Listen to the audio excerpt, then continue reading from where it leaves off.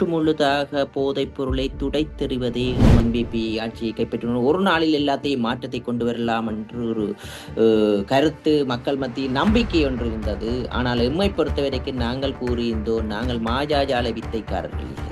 அனைத்து பிரதேசங்களிலும் பாதாள குழுக்கள் உருவாக்குகிறது. தென்பகுதி துப்பாக்கி கலாச்சாரங்கள் உருவாக்கப்பட்டிருக்கிறது. ஆனால் வடபகுதியில் வாழ்வெட்டு கலாச்சாரம் என்றது உருவாக்கப்பட்டிருக்கிறது. இங்கே இருக்கும் திருமணம் செய்துவிட்டு பல பெண்களை கூட இங்கே ஒரு சில போதைப் பொருள் வியாபாரிகள் என்ன செய்கிறார்கள் என்றால், ஏதோ வகையில் அவர்களை வலையில் விழுத்தி தங்களுக்கு இசைவாக பயன்படுத்தும் ஒரு நிலைமை காணப்பட்டிருக்கிறது. பலர் என்று முறையிட்டிருக்கிறார்கள்.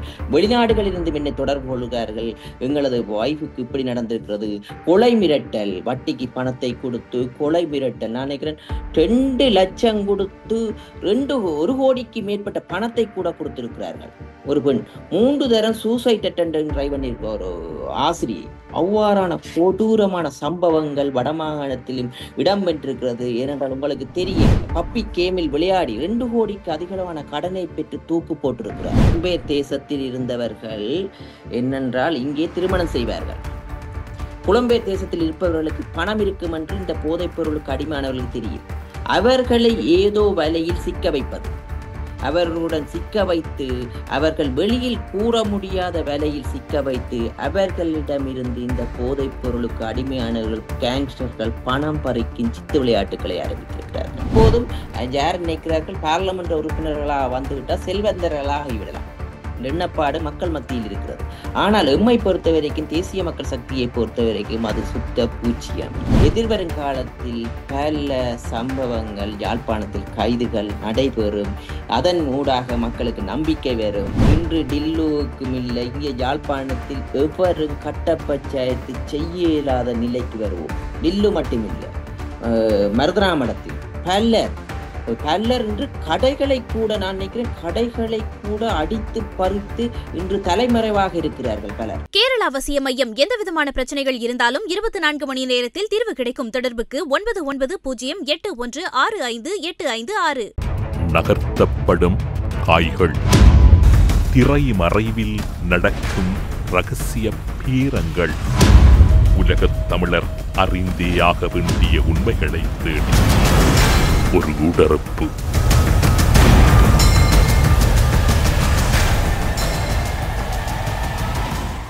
இன்றைய ஊடறுப்பு நிகழ்ச்சியில் எம்மோடு இணைந்து கொண்டிருக்கக்கூடியவர் யாழ் கிளிநொச்சி மாவட்டத்தின் தேசிய மக்கள் சக்தியின் நாடாளுமன்ற உறுப்பினர் கருணநாதன் இளங்குமரன் அவர்கள். ஊடறுப்பு நிகழ்ச்சியின் சார்பில் உங்களை வரவேற்பதில் மகிழ்ச்சி. வணக்கம்.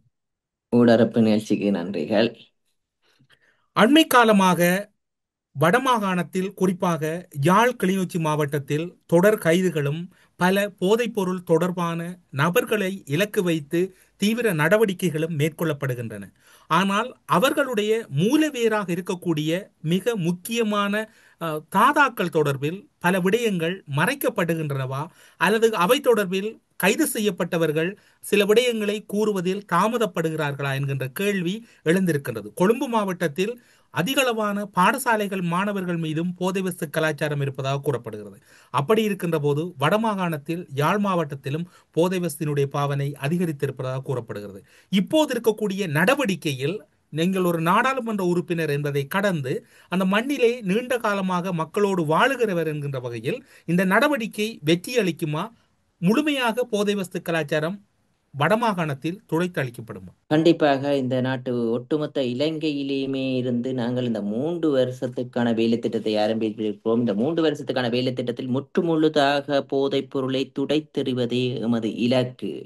ஆனால் மக்கள் எல்லோருடைய எதிர்பார்ப்பும் ஒரே நாளில் எல்லாத்தையுமே முற்றுமுழுதாக ஒழித்து விட வேண்டும் என்று பாரிய எதிர்பார்ப்பு இருந்தது. அது முன்னைய காலத்தில் எங்களுக்கு தெரியும், ஆட்சியை பிடித்தவுடனே என்பிபி ஆட்சியை கைப்பற்றின ஒரு நாளில் எல்லாத்தையும் மாற்றத்தை கொண்டு வரலாம் என்று ஒரு கருத்து மக்கள் மத்தியில் நம்பிக்கை ஒன்று இருந்தது. ஆனால் எம்மை பொறுத்த வரைக்கும் நாங்கள் கூறியிருந்தோம், நாங்கள் மாயாஜால வித்தைக்காரர்கள் இல்லை. நாங்கள் அரச அதிகாரத்தை மக்கள் தந்திருக்கிறார்கள். அந்த அரச இயந்திரம் ஒன்று உருவாக்கப்பட்டிருக்கிறது 76 ஆண்டுகளாக ஆட்சி அமைக்கப்பட்ட ஆட்சியாளர்களால. அந்த அரச இயந்திரத்தை வினைத்திறனற்ற வகையில் ஒரு கருப்பு பாதாள அரசாங்கத்திற்கு சாதகமாக இந்த அரச இயந்திரத்தை அமைத்ததன் நிமித்தமாக இந்த நாட்டில் பாரிய பிரச்சனைகளை பாதாள குழுக்கள், போதைப் பொருட்கள் சடுதியாக இன மத பேதமில்லாத வகையில் அனைத்து இடங்களிலும் ஊடுருவியிருக்கிறது. அனைத்து பிரதேசங்களிலும் பாதாள குழுக்கள் உருவாக்குகிறது. தென்பகுதியில் துப்பாக்கி கலாச்சாரங்கள் உருவாக்கப்பட்டிருக்கிறது. ஆனால் வடபகுதியில் வாழ்வெட்டு கலாச்சாரம் என்றது உருவாக்கப்பட்டிருக்கிறது. அதனால் இங்கே பலர் வெளியில் சென்று கூறுவதற்கு கூட பயந்திருந்தார்கள். ஆனால் இன்றைய நிலையில் மக்களுக்கு ஒரு நம்பிக்கை ஏற்பட்டிருக்கிறது. இந்த தேசிய மக்கள் சக்தியால் இந்த விஷயத்தில் இருந்து துடைத்தெறிய முடியும் என்று இந்த அரச கட்டமைப்புக்கு நாங்கள் கொண்டு வந்திருக்கிறோம். எம்மை பொறுத்த வரைக்கும் தெரியும், உங்களுக்கு தெரியும், நாங்கள் வேலை தொடங்கி 4 மாசங்கள் தான் ஆகின்றன. ஆட்சி அமைத்து 1 வருடங்கள். உங்களுக்கு தெரியும், 5ஆம் மாதம் 28ஆம் தேதிக்கு பிறகுதான் நாங்கள் இந்த உள்ளூராட்சி சபை தேர்தல்களை எல்லாம் முடிவுக்கு கொண்டு வந்திருந்தோம். ஒரு கட்சி என்ற வகையில் நாங்கள் அந்த தேர்தலில் வெற்றி பெறுவதற்கான ஒரு மூலோபாயத்தை தான் கையாண்டிருந்தோம். 6ஆம் மாதத்துக்கு பிறகுதான் எமது வேலை திட்டங்கள் அனைத்தும் ஆரம்பிக்கப்பட்டு இன்று நாங்கள் நினைக்கின்றோம் இந்த இயந்திரங்கள் துரித கதியில் முன்னேறி கொண்டிருக்கிறது. இன்று நாங்கள் 2வது வருடமான 2வது கீரை மாற்றியுள்ளோம். அதனால் எதிர்வருங்காலத்தில் இதைவிட ஒரு அரசாங்கம் என்ற வரையில் அரசியல் கட்சி என்ற ரீதியை தாண்டி ஒரு மக்கள் இயக்கத்தை அணிதிரட்ட வேண்டிய பொறுப்பில் இருக்கிறோம். அந்த மக்கள் இயக்கத்தை அணிதிரட்டுவதற்காக போதைக்கு அடிமையானவர்களை கூட மீட்டெடுத்து சமுதாயமயப்படுத்துவதற்கான வேலை திட்டத்தை இன்றைக்கு நாட்டின் ஜனாதிபதி அவர்கள் இன்றைக்கு ஆரம்பித்து வைத்திருக்கிறார்கள். இந்த செயற்திட்டமானது பாடசாலை மட்டத்திலும் அரச உத்தியோகத்தில் இருக்கின்ற மட்டத்திலும் இருந்து விழிப்புணர்வை ஏற்படுத்தி அதற்கான வேலை திட்டத்தை ஆரம்பித்திருக்கிறோம். எமக்கு தெரியும், எங்களால் மட்டும் அல்ல இந்த போதைப் பொருளை ஒழிக்க முடியாது, அல்லது நாட்டின் தலைவரால் மட்டும் இந்த போதைப் பொருளை ஒழிக்க முடியாது. அனைத்து மக்களும் ஒன்றிணைந்து ஒரு பெரியதொரு வேலை திட்டத்தை ஆரம்பித்திருக்கிறோம். அதன் அடிப்படையில் இந்த நாட்டிலிருந்து முற்று முழுதாக இந்த போதைப் பொருளை ஒழிப்போம் என்று திடமாக இருக்கிறது. அந்த வகையில் நான் வடக்கு இது கிளிநொச்சி யாழ்ப்பாணம் பார்லிமெண்ட் உறுப்பினர் என்ற வகையில் நாங்களும் இங்கே அந்த போதைப் பொருளுக்கு எதிரான ஒரு முகாமை கண்டறியும் போது பயம் ஏற்படும் விதமான இங்கேயும் உருவாக்கப்பட்டிருக்கிறது. ஏனென்றால் நாங்கள் நினைக்கவில்லை, இங்கே இருந்து பல புலம்பெயர் தேசங்களில் பலர் எமது மக்கள் வாழ்கிறார்கள், இங்கே திருமணம் செய்கிறார்கள்.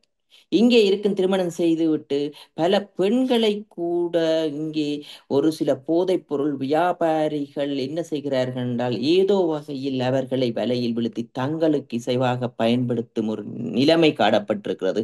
பலர் என்று முறையிட்டிருக்கிறார்கள். வெளிநாடுகளிலிருந்து என்னை தொடர்பு கொள்கிறார்கள். எங்களது வைஃபுக்கு இப்படி நடந்திருக்கிறது, கொலை மிரட்டல், வட்டிக்கு பணத்தை கொடுத்து கொலை மிரட்டல். நான் நினைக்கிறேன் 2 லட்சம் கொடுத்து 1 கோடிக்கு மேற்பட்ட பணத்தை கூட கொடுத்திருக்கிறார்கள். ஒரு பெண் 3 தரம் சூசைட் அட்டெண்டன்ட் ட்ரை பண்ணியிருக்க ஒரு ஆசிரியை. அவ்வாறான கொடூரமான சம்பவங்கள் வடமாகாணத்திலும் இடம்பெற்றிருக்கிறது. ஏனென்றால் உங்களுக்கு தெரியும், வடமாகாணத்தில் அதிகளவான தூக்குகள், சாவுகள் நடைபெறுகிறது. இன்று கூட நான் நினைக்கிறேன் ஒரு மின்சார சபை ஊழியர் பப்பி கேமில் விளையாடி 2 கோடிக்கு அதிகளவான கடனை பெற்று தூக்கு போட்டிருக்கிறார். அதே நேரம் இங்கே ஒரு ஆஸ்பத்திரியில் வேலை செய்பவர் கடனை பெற்று தூக்கு போட்டிருக்கிறார். அவ்வாறு பாரிய வலைப்பின்னல் ஒன்று சிக்கப்பட்டிருக்கிறது. அந்த வலைப்பின்னலை உடைப்பதற்கு அனைத்து மக்களும் அணிதிரள வேண்டிய கடப்பாடு இருக்கிறது. எம்மை பொறுத்த வரைக்கும் நமக்கு தெரியும், இந்த துறந்த கதவை நாங்கள் மூட போறதில்லை. எல்லாத்தையும் தகர்த்தெறிந்து ஒரு பாதுகாப்பான சமூகத்தை உருவாக்குவோம். நாங்கள் நினைக்கின்றோம் என்று நாட்டின் ஜனாதிபதி அவர்கள் உரையாற்றும் போது ஒரு சின்ன உதாரணத்தை கூறியிருந்தார். உங்களுக்கு தெரியும், ஹைவே பாதை ஒன்று யாழ்ப்பாணத்தில் லைட் கொழும்பிலிருந்து வரும்போது ஹைவே பாதையில் வரும்போது வெளிச்சம் இல்லாமல் இருக்கிறது. ஏன் வெளிச்சம் இல்லாமல் இருக்கிறது என்றால் அங்கே இருக்கும் வயர்களை வெட்டி திருடுகிறார்கள். அவ்வாறென்றால் அபிவிருத்திக்கு முதலில் இந்த நாட்டில் போதைப் பொருளை முற்றுமுழுதாக துடைத்தெறிய வேண்டும். இன்று நான் வடமாகாணத்தில் ஒரு புலம்பெயர் தேசத்தில் இருந்து ஒரு தொழிற்சாலை ஆரம்பிக்கிறார். அவர் கூறியிருந்தார், நான் ஒரு நாள் சம்பளம் 5000 ரூபாய் பணம் கொடுத்து ஒருத்தரை வேலைக்கு வைத்திருந்ததாக. ஆனால் அவர் இந்த ஒரு கொஸ்டியுடன், நான் டில்லு என்று கூறுவேன், டில்லு என்ற ஒரு கேங்ஸ்டரை உருவாக்கி கொண்டு அவருடன் அந்த இளைஞர் சேர்ந்தவுடன் அவர் வேலைக்கு வருவதில்லையா? ஒரு நாளைக்கு 5000 ரூபாய் பெற்ற நபர் கூட நீங்கள் இப்போது பின்னால் ரெண்டு விடய இளங்குமரன் அவர்களே, நீங்கள் இப்போது ரெண்டு விடயங்களை குறிப்பிட்டீர்கள். அந்த புலம்பெயர்ந்த நாட்டில் இவ்வாறான செயற்பாடுகளோடு தொடர்பானவர்கள் இருக்கிறார்கள் என்ற அர்த்தமா, அல்லது புலம்பெயர்ந்த நாடுகள் தொடர்பான ஒரு விடயத்தை குறிப்பிட்டீர்கள், இலங்கையில் போதைப் பொருட்களோடு அது தொடர்பான? புலம்பெயர் தேசத்தில் இருந்தவர்கள் என்னென்றால் இங்கே திருமணம் செய்வார்கள். புலம்பெயர் தேசத்தில் இருப்பவர்களுக்கு பணம் இருக்கும் என்று இந்த போதைப் பொருளுக்கு அடிமையானவர்களுக்கு தெரியும். அவர்களை ஏதோ வலையில் சிக்க வைப்பது, அவர்களுடன் சிக்க வைத்து அவர்கள் வெளியில் கூற முடியாத வலையில் சிக்க வைத்து அவர்களிடமிருந்து இந்த போதைப் பொருளுக்கு அடிமையானவர்கள் கேங்ஸ்டர்கள் பணம் பறிக்கும் சித்து விளையாட்டுகளை ஆரம்பித்திருக்கிறார்கள். அது அது நீங்கள் கூறுகின்றீர்கள், அங்க இருக்கக்கூடிய ஒரு சில பெண்களை வைத்து அவர்கள் இந்த விடயத்தை நகர்த்துகிறார்கள். விடயத்தை நகர்த்துகிறார்கள். ஏனென்றால் அது இலகுவாக இருக்கும். அது பெண்களுக்கு கூடாக ஃப்ரெண்ட்ஷிப் ஆகி பிறகு அந்த ஒரு வலைப்பின்னல் அவன் நண்பர்கள் வட்டத்துக்குள் வந்து அந்த நண்பர்கள் வட்டத்திற்கு ஊடாக அவர்களை பயன்படுத்தி அவர்களை பிறகு வெருட்டல் பாணியில் செல்வது. இதை நான் வெளியிட்டு விடுவேன், இதை இதண்டு விடுவேன், பணத்தை இப்ப போடுங்கள் என்று கூறுகிறார்கள். இவ்வாறான பாடசாலை மாணவிகளை பயன்படுத்துகிறார். ஏனென்றால் உங்களுக்கு தெரியும், பல பெண்கள் சூசைட் சிநேரம் படித்துக் கொண்டிருந்த கிணத்துக்கு விழுந்த செத்த வரலாறு இருக்கு. அவ்வாறென்றால் இந்த சாவுக்கு பின்னால் பாரிய மர்மங்கள் இருக்கிறது. அந்த மர்ம முடிச்சை அவத்து எதிர்வரும் காலத்தில் பாதுகாப்பான சமுதாயத்தை உருவாக்க வேண்டும். ஏனென்றால் நாங்கள் இதெல்லாம் கதைக்காம விட்டால் வெளியில் இருப்பவர்களுக்கு இவ்வாறு நடைபெறுகிறது என்று தெரியாது. நாங்கள் உள்ளே போய் பார்த்தவுடன் தான் இவ்வாறு நடைபெறுகிறது. இளங்குமரன் அவர்கள் புதிய நாடாளுமன்ற உறுப்பினர். கடந்த காலங்களிலும் யாழ் மாவட்டத்தை மையப்படுத்தி இவ்வாறான நடத்தை புரள்வுகள் அல்லது சமூக சீரழிவுகள் இடம்பெற்றன. ஏன் கடந்த காலங்களில் எல்லாம் இவைகள் கொண்டு வரப்படவில்லையா, அல்லது இவைகள் மறைக்கப்பட்டனவா? என்ன நடந்தது? என்னென்றால் எங்களுக்கு அரசியல், இலங்கையில் இருந்த அரசியல் கலாச்சாரம் என்பது ஒரு அரசியல்வாதிகளாக வந்துவிட்டால் நாங்கள் செல்வந்தராக வந்து விடுவார்கள். சுயநல அரசியலை பின்பற்றியதன் விளைவே இந்த நாடு இவ்வாறு இருக்கிறது. ஏனென்றால் அவர்களுக்கு எல்லோருக்கும் இப்போதும் யார் நினைக்கிறார்கள், பாராளுமன்ற உறுப்பினர்களாக வந்துவிட்டால் செல்வந்தர்களாக விடலாம் எண்ணப்பாடு மக்கள் மத்தியில் இருக்கிறது. ஆனால் எம்மை பொறுத்த வரைக்கும், தேசிய மக்கள் சக்தியை பொறுத்த வரைக்கும் அது சுத்த பூச்சியாமை எங்கட ஆட்சி. இந்த பிழைப்பு நான் என்னென்றால் இதுக்கு முதலே நான் டான் டிவில் நிகழ்ச்சியில் கூறும்போது, இந்த பிழைப்புவாத அரசியல் களையப்படும் போது நேர்மையானவர்கள் அரசியலுக்கு வருவார்கள். இந்த நேர்மையானவர்கள் படித்த புத்திஜீவிகள் இந்த அரசியலுக்கு வரும்போது நல்லதொரு சமுதாயத்தை உருவாக்குவது நிமித்தமாக எமது அரசியல் பயணம் நடைபெறுகிறது. எமது அமைப்பானது மக்களுக்கு நாங்கள் படிப்படியாக பயணம் செய்யும் போது இந்த தேசிய மக்கள் சக்தி மீது மேலும் நம்பிக்கை ஏற்படும் என்று திடமான நம்பிக்கை இருக்கிறது. இன்று எம்மை பொறுத்த வரைக்கும் நாட்டின் மீது நம்பிக்கை ஏற்பட்டிருக்கிறது. போலீஸ் நிர்வாகத்தின் மீது ஓரளவு நம்பிக்கை ஏற்பட்டு கொண்டு வருகிறது உலகம் பூராகவும். ஏனென்றால் நல்லவர்கள் இருக்கின்றார்கள், நல்லவர்கள் எல்லோரும் ஒதுங்கி இருந்தார்கள். இன்று நல்லவர்களுக்கு நாங்கள் இந்த வழி சமைத்து கொடுக்கின்றோம். அதனூடாக இந்த நல்ல உள்ளம் படைத்தவர்கள் வருகிறார்கள். எங்களுக்கு தெரியும், கணக்கு போட்டுக்கொண்டு 40% பழுதாகி இருக்கிறார்கள், 60% நல்லவர்கள் இருக்கிறார்கள். சோழிக்கு போவான் என்று இந்த 40%ம் 60%த்தையும் பிளாக்மெயில் பண்ணி கொண்டிருக்கிறது. இதற்கு 40%த்தையும் இவற்றின் பின்னணியில் இன்னும் ஒரு குற்றச்சாட்டு முன்வைக்கப்படுகின்றது அல்லவா? அதாவது படைத்தரப்பினர், குறிப்பாக இராணுவம், போலீசார், கடற்படையினர் கூட இந்த நீங்கள் கூறுகின்ற விடயங்களுக்கு மறைமுகத்தில் ஒத்தாசை வழங்குவதோடு அவர்களோடு அந்த நீங்கள் யாழ்ப்பாணம் அல்லது கிளிநொச்சி பகுதியில் இருக்க அல்ல வடமாகாணத்தில் இருக்கக்கூடிய அந்த போதை வஸ்து கும்பலோடும் தொடர்புகளில் இருப்பதாக கூறப்படுகின்றது அல்லவா? நீங்கள் கூறுவது உண்மை. இது நாட்டின் ஜனாதிபதி அவர்களும் வெளிப்படையாக கூறியிருந்தார். இந்த அரச கட்டமைப்பை பிழையாக வழிமடுத்தியிருந்தார். எங்களுக்கு தெரியும், உங்களுக்கு தெரியும், நோர்வேயில் இருந்து ஒருவர் இங்கே, நான் மருதங்கனி பிரதேசத்தைச் சேர்ந்தவர் என்று நினைக்கின்றேன், அவர் போதைப் பொருளுடன் தொடர்புடையவர். அவருடைய டில்லுடன் சேர்ந்தெடுத்த படங்கள் எல்லாமே டிலீட் பண்ணி இருக்கிறார். அவர் 3 மாதத்திற்கு ஒருக்காக வந்து இங்கே பணம் வசூலிக்கிறாராம் என்று தகவல் கிடைத்துள்ளது. இவ்வாறு பலர் இன்று இந்த வலைப்பின்னலில் இருக்கிறார்கள்.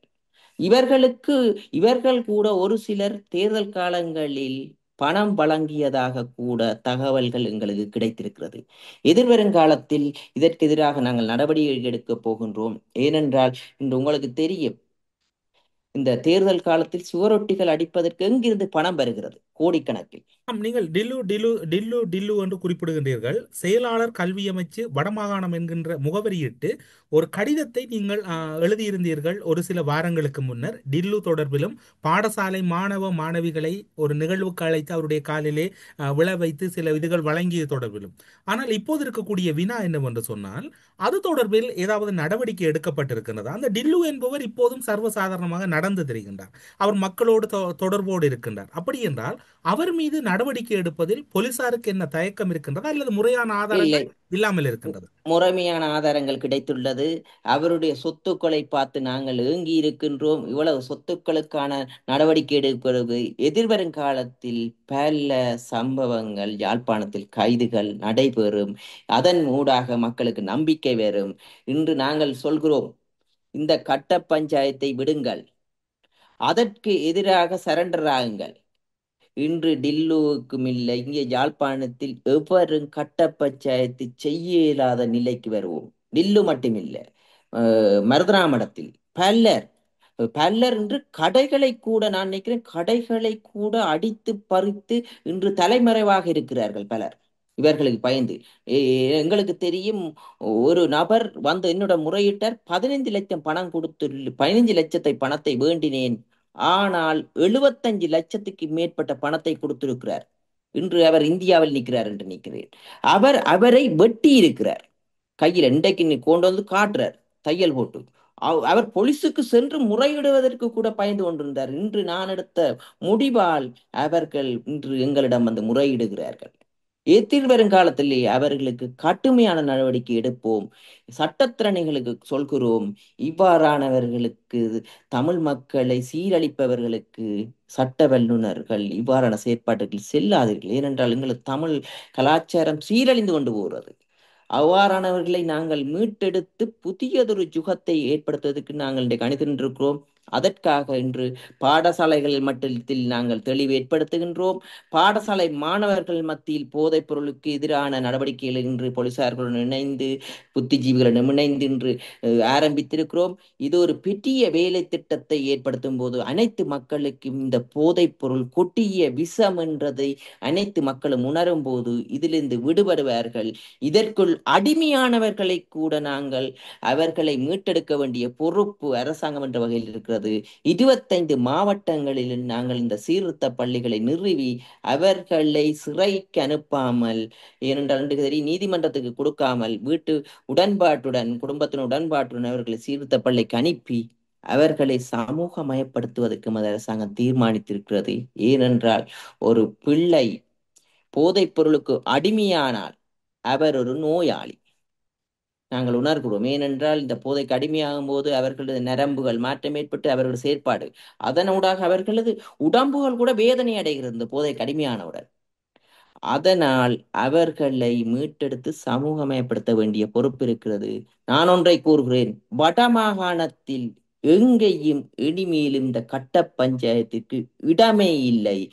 அதே நேரம் இந்த போதைப் பொருளை முற்றுமுழுதாக ஒழிக்கும் பட்சத்தில் தான் உண்மையான அபிவிருத்திகள் வடமாகாணத்தை நோக்கி நகரும் என்று நம்புகிறார்கள். இந்த அனுர திசாநாயக்கா அவர்கள் இந்த நாட்டில் ஆட்சி பொறுப்பு ஏற்காமல் விட்டிருந்தால் இந்த நாடு சின்ன பின்னமாக இருக்கிறது, தவிர்க்க முடியாது என்று மக்கள் உணர்கிறார்கள், எமக்கும் கூறுகிறார்கள் பல புத்திஜீவிகள். அதனால் நாங்கள் ஒன்றை கூறுகிறோம், இந்த எமது நாட்டின் ஜனாதிபதியால் மட்டும் இந்த மாற்றத்தை கொண்டு வர முடியாது, இனங்காண முடியாது. நாங்கள் ஒவ்வொரு ஜிஎஸ் பிரிவுகளாக தகவல்கள் எடுக்கின்றோம். தகவல்கள் எடுத்து அதை ஆராய்வதற்கு வடமாகாணத்தில் விசேட கண்காணிப்பு நடவடிக்கைகள் எடுத்துக்கொண்டிருக்கிறோம். மணல் கொள்ளைகளா, போதைப் பொருள் கொள்ளைகளா, இதற்கு எதிரால் பின்னால் இருப்பவர்கள் எல்லோரும் விசேட இந்த கண்காணிப்பு. விடயத்தை நீங்கள் சற்று தெளிவுபடுத்துங்க. நீங்கள் இப்போது குறிப்பிட்ட அத்தனை விடயங்களையும் பார்க்கின்ற போது பொதுமக்கள் தாங்கள் சார்ந்திருக்கக்கூடிய பிரதேசம் அல்லது தாங்கள் சார்ந்திருக்கக்கூடிய பகுதிகளில் இடம்பெறுகின்ற ஒரு அசாதாரண நிலை அல்லது கந்துவட்டி, நீங்கள் கூறிய அத்தனை குற்றச்செயல்களும் இடம்பெறுகின்ற போது அவர்கள் எப்படி ஒரு பாதுகாப்பான கட்டத்தை நோக்கி நகர்வது, அல்லது இந்த முறைப்பாடுகளை என்ன வழியினூடாக எடுத்துச் செல்வது, போலீஸ் நிலையத்தில் முறையான வகையில் அவர்கள் பதிலளிக்கின்றார்கள் இல்லை என்கின்ற குற்றச்சாட்டு பொதுமக்கள் தரப்பில் இருக்கின்ற போது அவர்களுக்கு உங்கள் அரசு தரப்பால் இப்போது ஏற்படுத்தப்பட்டிருக்கக்கூடிய சிறப்பு ஏற்பாடுகள் என்னவாக இருக்கின்றது? இப்போது போதைப் பொருள்களுக்கு எதிரான ஒரு கட்டமைப்புக்கு எதிரான விசேட தொலைபேசி இலக்கங்களை அறிமுகப்படுத்துகின்றோம். அதற்கு ஊடாக தகவல்களை திரட்டி கொண்டிருக்கின்றோம். அதைவிட ஒவ்வொரு ஜிஎஸ் பிரிவுகளுக்கு ஊடாக அங்கே இருக்கும் குற்றம் செய்த நபர்களின் பெயர்களை அங்கே இருக்கும் ஜிஎஸ் ஊடாகவும் அது சமூக மட்ட அமைப்புகளுக்கு ஊடாகவும் தனிப்பட்ட ரீதியில் தகவலை திரட்டி கொண்டிருக்கிறோம். அதற்கான வேலை திட்டங்கள் ஆரம்பிக்கப்பட்டு அதற்கு விசேட கண்காணிப்பு நடவடிக்கைகளையும் உளவுத்துறையினால் மேற்கொள்ளப்பட்டு விசேட சுற்றுலவழிப்புகள் எதிர்வரும் காலத்தில் நடைபெற்று அவர்களை கைது செய்து சட்டத்திற்கு முன் நிறுத்துவதற்கு நாங்கள் தீர்மானித்திருக்கிறோம். அதைவிட இந்த போதைப் பொருளுடன் தொடர்புடைய நபர்களுக்கு கடுமையான நடவடிக்கை எடுப்பதற்கான புதிய சட்டங்களை எமது போலீஸ் திணைக்களத்தால் தயாரிக்கப்பட்டு கொண்டிருக்கிறது. அது பாராளுமன்றத்தில் நிறைவேற்றப்படும் போது போதைப் பொருளுக்கு உடந்தையாளர்களுக்கு கடுமையான நடவடிக்கை எடுக்கும் போது இந்த பிரச்சனையை முற்றுப்புள்ளி வைக்க முடியும் என்று நம்புகின்றோம். அதைவிட ஒவ்வொரு போலீஸ் தலைமை அதிகாரிகளும் விசேட இலக்கங்களை அறிமுகப்படுத்துகின்றார்கள். அதைவிட போலீஸ் அதிகாரிகளை சிறந்த நாங்கள் ஒன்றை கூறுகிறோம், நாங்கள் பயணிக்கும் போதுதான் அவர்கள் நல்லவர்களா கிட்டவர்களா என்று தெரியும்.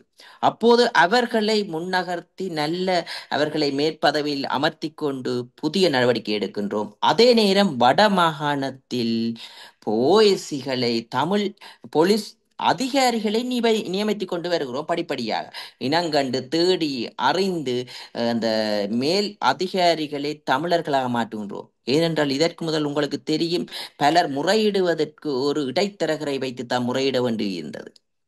எங்களுக்கு நம்பிக்கை இருக்கிறது, மேல் மட்டங்களில் பல தமிழ் அதிகாரிகளை நியமிக்கும் போது அவர்கள் அந்த பிரதேசத்துக்கு துரோகம் செய்ய மாட்டார் நம்புகின்றோம். அதைவிட மக்கள் நேரடியாக முறையிடலாம் என்று நம்புகிறோம். அதற்கான எங்களுக்கு கண்டிப்பாக அந்த மூன்று மொழியின் தெரிந்தவர்களை நியமிப்பதற்கு நாங்கள் எத்தனிக்கின்றோம். அதைவிட குறைந்தது 2 மொழி, தமிழ் சிங்களம் இரண்டையும் தெரிந்த பொறுப்பதிகாரிகளை நியமித்துகின்றோம். அதில் ஒரு கட்டமாக கிளிநொச்சியில் நியமித்திருக்கின்றோம். அடுத்த கட்டமாக சாவகச்சேரியிலும் யாழ்ப்பாணத்தைச் சேர்ந்தவரை நியமித்திருக்கிறோம். அதற்கு அடுத்த கட்டமாக யாழ்ப்பாணத்திற்கு எஸ்கோவா நியமித்திருக்கிறது. அவருக்கு நன்றாக தமிழ் கதைக்கக்கூடியவரை நியமித்திருக்கிறோம். அடுத்ததாக வெகு விரைவில் இவ்வாறு படிப்படியாக நியமிக்கின்றோம். ஏனென்றால் மக்களுடன் தொடர்பாடலை மேற்கொள்ளக்கூடிய அதிகாரிகளை நியமிக்கும் போது பல பிரச்சனைகளை முற்றுப்புள்ளி வைக்க முடியும் என்று நம்புகிறோம். அதைவிட எங்களுக்கு நம்பிக்கை இருக்கிறது, மக்களுக்கு நீண்டகால பிரச்சனையை தீர்க்கும் முகமான ஒரு செயற்பாடை ஏற்படுத்துகிறோம். கல்வி ரீதியாகவும் அடிப்படை சட்டங்களை மாணவர்களுக்கு பயிற்றுவிக்கும் போது எதிர்வரும் காலத்தில் இந்த சட்ட நுணுக்கங்களை தெரிந்த ஒரு சமுதாயம் உருவாகும் போது இந்த பிரச்சனையை நிவர்த்தி செய்ய முடியும் என்று நம்புகிறோம். எங்களது எதிர்பார்ப்பு அரசியல்வாதிகளிடம் அதிகாரம் இருப்பதை விட மக்கள் கைகளுக்கு அதிகாரங்களை பலப்படுத்துவதே எமது அரசாங்கத்தின் செயற்பாடு. அவ்வாறு ஒவ்வொரு கிராம சேவையாளர் பிரிவுகளிலும் சமூக சக்தி என்ற வேலை திட்டத்தை ஆரம்பித்திருக்கிறோம். ஒவ்வொரு ஜிஎஸ் பிரிவிலேயும் 15 பேர் தொடக்கம் 20 பேர் கொண்ட குழுவை நியமிக்கின்றோம். அவர்களுக்கு அதிகாரங்கள் வரும்போது அவர்கள் இந்த பிரச்சனைகளை கிராம மட்டத்திலேயே முடிவு கொண்டு வரும் நம்பிக்கை இருக்கிறது. ஊழல்களை குறைக்க முடியும் என்றது, வினைத்திறனான அரச இயந்திரத்தை இன்னும் வினைத்திறனாக மாற்ற முடியும் என்று திடமான நம்பிக்கை இருக்கிறது. இவ்வளவு விடயங்களையும் கூறிக்கொண்டிருக்கக்கூடிய நீங்கள் யாழ் மாவட்டத்திலே என்று பல விடயங்களை வெளிப்படையாக கதைக்கிறீர்கள். என்று டெலு என்று இருக்கக்கூடிய ஒருவரை எதிர்க்கிறீர்கள். அங்கு இருக்கக்கூடிய வட்டிக்கு கொடுப்பவர்களுடைய பேர் விவரங்களை எல்லாம் முறைப்பாடாக்குகின்றீர்கள். யாழ் மாவட்டத்திலே தொடர்ச்சியாக பல விடயங்களை வெளிப்படையாக கதைக்கின்றீர்கள். ஆனால் உங்களுக்கான பாதுகாப்பு ஏற்பாடுகள் எவையும் இல்லை. நீங்கள் சாதாரணமாக சென்று வருகிறீர்கள். உங்களுடைய கட்சியில் மட்டுமல்ல, நாடாளுமன்றத்திலும் கூட அதிகளவான நாடாளுமன்ற உறுப்பினர்களுக்கு கிட்டத்தட்ட 185-90% பாதுகாப்புகள் இல்லாமல் சாதாரணமாக பயணிக்கிறார்கள். நீங்கள் பாதுகாப்பு இல்லாமல் இவ்வாறான வேலை திட்டங்களில் ஈடுபடுகின்ற போது உங்களுக்கு உயிர் அச்சுறுத்தலோ அல்லது உங்கள் மீதான அச்சுறுத்தல் நடவடிக்கைகளையோ அவர்கள் செய்ய மாட்டார்கள் என்பதற்கு என்ன உத்தரவாதம்? எங்களை பொறுத்தவரைக்கும் தெரியும், எங்களது கட்சி தோழர்கள் எம்முடன் இருந்து எம்மை பாதுகாக்கின்றார்கள். இன்று நாங்கள் ஓரிடம் செல்லும் போதும் கூட எங்களது கட்சி தோழர்கள் அங்கே நிற்பார்கள் முன்கூட்டியே. அவ்வாறான பாதுகாப்புகள் பலப்படுத்தப்பட்டிருக்கிறது. அதைவிட எமது கட்சி தோழர்கள் எம்முடன் ஒன்றாக இருந்தே எம்மை பாதுகாக்கிறார்கள்.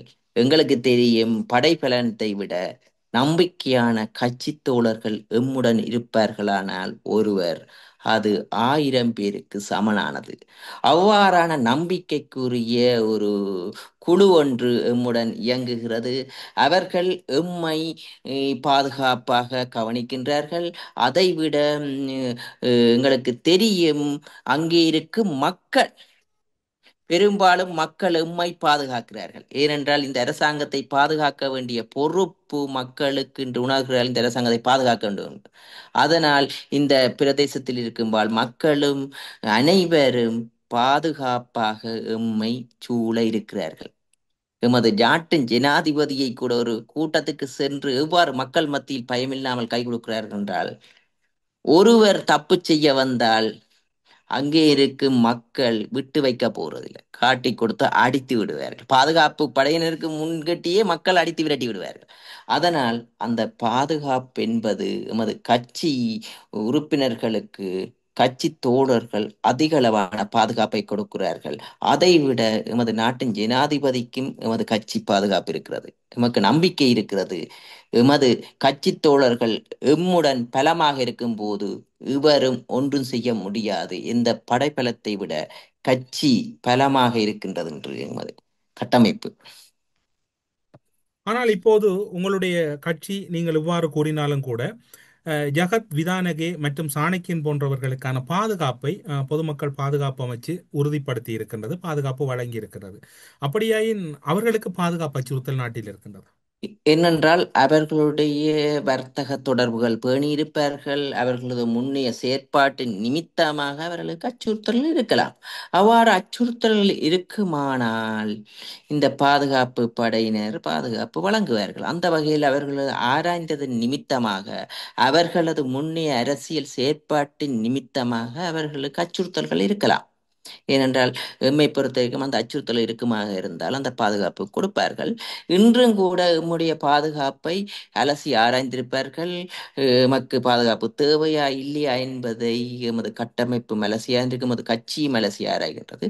அந்த வகையில் எமக்கான பாதுகாப்பு கட்சி ரீதியாக பெரும்பாலும் வழங்கப்பட்டு கொண்டிருக்கிறது. எம்முடனேயும் அதுக்கான அமைப்புகள் இருக்கின்றன. நான் இன்று ஒரு இடம் செல்ல போகின்றேன் என்றால் அந்த தகவல்களை ஒரு நபரிடம், எமது அமைப்பு சார்ந்த ஒரு நபரிடம் கொடுப்பேன். அவர்கள் அந்த பாதுகாப்பு, எமது கட்சி பாதுகாப்புக்கான வலையமைப்பை உடனடியாக அமைத்து அந்த பாதுகாப்பு கட்சி ரீதியாக நடைபெறுகிறது. அதேபோல் சாணக்கியனுக்கு அவ்வாறான கட்சி பாதுகாப்புகள் இல்லை. ஏனென்றால் அவர்கள் ஒரு நீங்கள் அப்படி தன்னிச்சையாக கூற முடியாது. மட்டக்களப்பு மாவட்டத்தில் அதிக வாக்குகளை எடுத்து ஒருவர் அல்லவா அவர்? ஓ இல்ல, தன்னிச்சை, அவருக்கு கட்சி ரீதியான பாதுகாப்பு இல்லை. அதனால் தான் அவர்களுக்கு பாதுகாப்பு அச்சுறுத்திருந்தால் பாதுகாப்பு படையினரால் வழங்கப்படும். எமக்கு கட்சி பாதுகாப்பு எங்க கட்சி தோழர்கள் உடனிருந்து பாதுகாக்கிறார்கள். அதனால் எமக்கு நம்பிக்கை இருக்கிறது. அவர்களுக்கு கட்சி தோழர்கள் என்று இல்லை, கட்சி அமைப்பென்றது இல்லை, அவர்கள் தனியாக இயங்குகிறார். அதனால் முன்னைய காலத்தில் ஏதாவது அவருக்கு அசம்பாவிதம் ஏற்பட்டிருந்தால் அவர்கள் பாதுகாப்பை கோரும் பட்சத்தில் பாதுகாப்பு படையினர் ஆராய்ந்து அவர்களுக்கான பாதுகாப்பை வழங்கியிருக்கிறார். உங்களுடைய ஆட்சியில் அரசியல் தீர்வு சாத்தியப்படுமா? அரசியல் தீர்வு தொடர்பில் தான் பலரும் கேட்கின்றார்கள், எதிர்பார்க்கின்றார்கள்.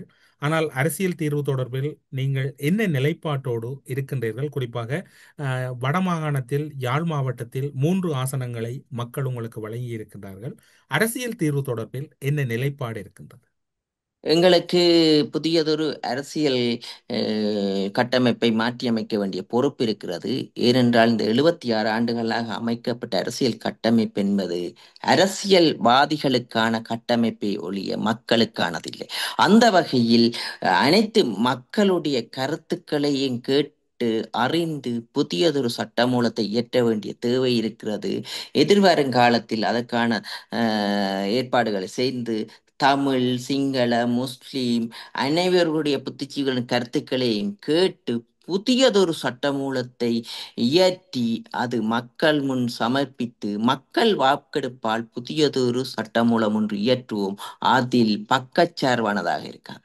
தமிழ், சிங்கள, முஸ்லிம் அனைத்து மக்களுடைய கருத்துக்களையும் உள்ளடக்கிய புதியதொரு சட்டமூலத்தை உருவாக்குவது எமது இலக்கு. எம்மை பொறுத்த வரைக்கும் தெரியும், இந்த நாட்டு மக்கள் ஜனநாயகத்தை மதிக்கின்றார்கள் என்று நாங்கள் உணர்கின்றோம்.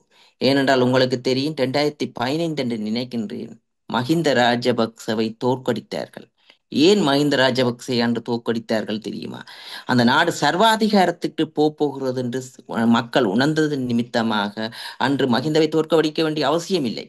ஏனென்றால் சர்வாதிகாரத்திற்கு போக்கூடக்கூடாதென்றதில் உறுதியாக இலங்கை வாழ் மக்கள் அனைவரும் ஒன்றிருக்கிறார்கள். அதனால் இலங்கை வாழ் மக்கள் இன்று ஜனநாயக ரீதியில் இன்று தேசிய மக்கள் சக்தியை நிறுவியுள்ளார்கள். நாங்கள் இன்னும் ஜனநாயகத்தை பலப்படுத்துவதற்காக பயணத்தை மேற்கொண்டு இருக்கிறோம். இன்று மக்கள் நிம்மதியாக வாழக்கூடிய ஜனநாயகத்தை மதிக்கின்ற ஒரு அரசாங்கமாக இன்று செயற்படுகின்றோம். ஏனென்றால் மக்கள் உணர்கிறார்கள், நினைவு நாட்கள் எதையும் எந்த தடையும் இல்லாமல் செய்யக்கூடிய ஒரு கட்டமைப்பை உருவாக்கின்றோம். இந்த முன்னே ஆட்சியாளர் எதையும் இவ்வாறு செய்யவில்லை. எவ்வாறாண்டாலும் போலீஸ் தடைகள் பல இடங்களில் நடைபெற்றிருந்தது. இன்று சுயமாக மக்கள் பயமில்லாமல் உயிரிழந்தவர்களை நினைவு கூறக்கூடிய ஒரு கட்டமைப்பை உருவாக்கி கொண்டிருக்கோம். எங்களுக்கு தெரியும், நாங்கள் செல்லும் பாதையில் மென்மேலும் ஜனநாயகத்தை உறுதிப்படுத்தி தமிழர்களுக்கு நிம்மதியாக வாழக்கூடிய ஒரு நாட்டை உருவாக்குவோம் என்ற திடமான நம்பிக்கை இருக்கிறது. நாங்கள் ஒன்றை கூறுகிறோம், இதுவரை காலமும் நாங்கள் தீர்வு என்று போயிருக்கிறோம். ஆனால் இங்கே திரும்பி பார்த்தால் பல சிதைவுகளை கண்டிருக்கிறோம். மக்களுடைய சனத்தொகை குறைந்திருக்கிறது. நாங்கள் நினைக்கின்றோம், இன்று நாங்கள் 11 பாராளுமன்ற உறுப்பினர் இருந்து இன்றைக்கு 6 ஆகி இருக்கிறது. இவ்வாறு செல்லுமா இருந்தால் அவ்வாறென்றால் நாங்கள் முதல் தமிழர்களின் இருப்பை தக்க வைப்பதற்கான அனைத்து கட்டமைப்பையும் ஏற்படுத்துவோம். எமது நம்பிக்கை இருக்கிறது, இந்த நாடு முன்னேறும் போது இலங்கையிலிருந்து புலம்பெயர்ந்து சென்றவர்கள் இங்கே திரும்பவும் வருவார்கள். அதற்கான பூரணமான ஆதரவை பெற்றுக் கொடுப்போம். அதைவிட யுத்தத்தின் காரணமாக இன்று இந்தியாவில் புலம்பெயர்ந்து இந்தியாவில் வசித்துகின்ற மக்கள் நம்பிக்கை இருக்கிறது, நாடு முன்னேறும் போது அவர்களையும் நாங்கள் மீட்டெடுத்து இந்த வடமாகாணத்தில் இணைக்கும் போது எமது இருப்பென்னும் அதிகரிக்கும். தமிழர்களின் இருப்பை அதிகரிப்பதற்கு தேசிய மக்கள் சக்தி திடமாக முன்னோக்கி பயணிக்கும் என்று திடமான நம்பிக்கை இருக்கிறது. அதன் ஊடாக தமிழ் மக்களின் நம்பிக்கையை நாங்கள் வென்றெடுப்போம் என்று திடமான நம்பிக்கை இருக்கிறது. உங்களுடைய கட்சியில் யார் முடிவெடுக்கிறார்கள் என்கின்ற ஒரு குழப்பம், நாட்டின் ஜனாதிபதி அனுர்குமார திசாநாயக்கவா, டெல்வின் சில்வாவா, யாராக இருந்தாலும் அவர்களில் யாராவது ஒருவர் முடிவெடுக்க வேண்டும் என்கின்ற துணியில் சாணக்கியன் சுமந்திரன் அவர்கள் அண்மை காலங்களில் அரசியல் கருத்துக்களை முன்வைத்துக் கொண்டிருக்கின்றார்கள். உண்மையில் உங்களுடைய இலங்கை நாட்டினுடைய ஜனாதிபதியாக அனுர்குமார திசாநாயக்க எடுக்கின்ற போது அவரை சுயாதீனமாக முடிவெடுப்பதற்கு டெல்வின் சில்வா, உங்களுடைய கட்சி, அதாவது மக்கள் விடுதலை முன்னணி கட்சியினுடைய பொதுச் செயலாளர் டெல்வின் சில்வா விடுகின்றார் இல்லையா, அல்லது அவ்வாறான ஒரு தோற்றப்பாடு உருவாக்கப்படுகின்றதா? அவ்வாறான தோற்றப்பாடுகளை தோல்வியடைந்த அரசியல்வாதிகள் உருவாக்க நினைக்கின்றார்கள், மக்களை பயமுறுத்தவர். இன்று எங்களுக்கு தெரியும், அனுர திசாநாயக்கா மட்டுமில்லை, இதற்கு பின்னால் பாரிய படித்த புத்திஜீவிகள் வலையமைப்பு இருக்கிறது. அந்த புத்திஜீவிகள் தான் இந்த நாட்டை எவ்வாறு முன்னேற்றுவது என்று தீர்மானிக்கிறார்கள். இன்று இன்னைக்கு உங்களுக்கு தெரியும், பிசரிஸ் கடத்தொழில் அமைச்சரின் செயலாளர் வந்திருந்தார். அப்போது அவர் கூறியிருந்தார், அரசியல் கட்சி வேறு, அரச இயந்திரம் வேறு.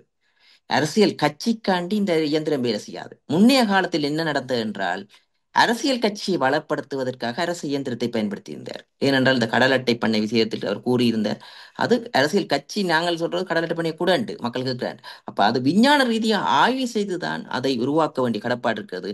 அதற்காக அந்த விஞ்ஞான ரீதியாக கடல் குஞ்சுகளை உற்பத்தி செய்யும் நிலையத்தை உருவாக்கி கொண்டு அதுக்கான நடவடிக்கை எடுப்போம். அவ்வாறு முன்னைய காலத்தில் வாக்குகளுக்காகத்தான் இந்த அரச இயந்திரத்தை பிழையாக வழி நடத்தியிருந்தார்கள். ஆனால் இன்று இந்த அரச இயந்திரத்தை இயக்குகின்ற படித்த புத்திஜீவிகள் இருக்கிறார், நல்லவர் இருக்கிறார்கள். முன்னைய காலத்தில் இந்த செயலாளர்கள் நியமிக்கும் போது உறவுக்காரரை தான் நியமிப்பது. இன்று நாங்கள் படித்த புத்திஜீவிகளையும் அதே நேரம் இந்த செயலாளர் இருக்கின்ற பலர் வெளிநாடுகளில் இருந்து இங்கே வந்து இலவசமாக அவர்கள் சேவையை வழங்கி கொண்டிருக்கிறார் அரசாங்கத்திற்கு. அவ்வாறு என்றால் எங்களுக்கு நம்பிக்கை இருக்கிறது, இந்த படித்த புத்திஜீவிகளின் கருத்துக்களை உள்ளடக்கிய ஒரு கட்டமைப்பினூடாகத்தான் நாங்கள் முடிவுகளை எடுக்கின்றோம். அதை ஒரு தனிநபர் எடுக்கும் முடிவில்லை. அனைத்து மக்களும் எதிர்கால சந்ததிக்கு நல்லதொரு நாட்டை பெற்றுக் கொடுப்பதற்கு இந்த சந்தர்ப்பத்தை விட்டால் வேறு எந்த சந்தர்ப்பமும் இலங்கையில் அமையாதென்று திடமாக மக்கள் நம்புகிறார்கள். அதனால் இந்த படித்த புத்திஜீவிகள் தங்களுடைய அறிவுத் திறமைகளையும் அதே நேரம் புலம்பெயர் தேசத்தில் கற்றுக்கொண்ட பாடங்களையும் எடுத்துக்கொண்டு புதிய திட்டங்களை முன்மொழியும் போது எந்த வகையிலும் நாங்கள் இடையூறாக இல்லாமல் அது நல்ல திட்டமாக இருந்தால் நடைமுறைப்படுத்தி கொண்டு செயல் வடிவமாக மக்கள் மத்தியில் முன்கொட்டி கொண்டு செல்கின்றோம். இதனூடாக இங்கே தனிநபர் எவரும் முடிவெடுப்பதில்லை. இவர்கள் பழைய அரசியல் கட்சியின் கலாச்சாரத்தில் வாழ்ந்தவர்கள், சுமத்திரன் போன்றவர்கள் ஆயுத படைகளுடன் பின்னுக்கு பட்டாளத்துடன் குட்டி ஜனாதிபதி என்று கூறும் அளவுக்கு கூட தெரிந்தவர். அவர்கள் தனிநபர்கள் எடுத்த முடிவுகளின் விளைவுதான் இந்த நாடு இவ்வாறு சென்றது. படித்த புத்திஜீவிகளை கேட்காமல் தான் தோன்றித்தனமா எடுத்த விளைவுதான் இந்த நாடு. படித்த ஜனாதிபதி சட்டத்தரணிகளோ படித்தவர்கள் என்று கூறுவதை விட சூழ்ச்சிகள் தெரிந்த ஜனாதிபதி, சில லோயர் மாதிரி நல்ல சூழ்ச்சிகள். இனிமேலும் இந்த நாட்டில் சூழ்ச்சிகள் செய்ய முடியாது. அதனால் கூறுகிறேன், அவர்கள் எல்லோரும் பழைய அரசியல் கலாச்சார குட்டையில் வளர்ந்தவர்கள். அவர்கள் அவ்வாறு தான் சிந்திப்பார்கள், அவர்கள் அவ்வாறு எடுத்தவர்கள். இது இங்கே எங்களுக்கு தெரியும், நான் கட்சிகள் இருந்தவர்கள். எமது கட்சியில் தனிநபர் எடுக்கும் முடிவில்லை, கூட்டு முயற்சி. எமது கட்சியானது ஒரு குடும்பம் போன்றது.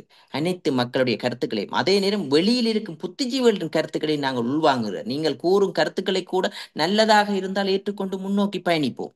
அவ்வாறான அனைத்து கருத்துக்களையும் உள்வாங்கி கொண்டு நாங்கள் முன்னோக்கிறோம். எமது கட்சியானது தனிநபர் எடுக்கும் முடிவில்லை.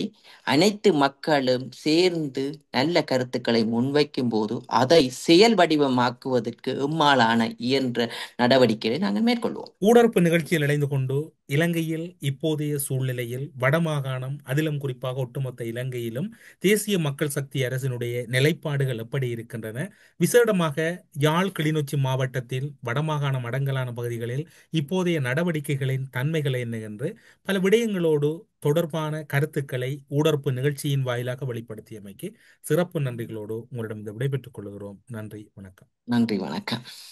கேரள அவசிய மையம் எந்தவிதமான பிரச்சனைகள் இருந்தாலும் 24 மணி நேரத்தில் தீர்வு கிடைக்கும். தொடர்புக்கு 9908165856.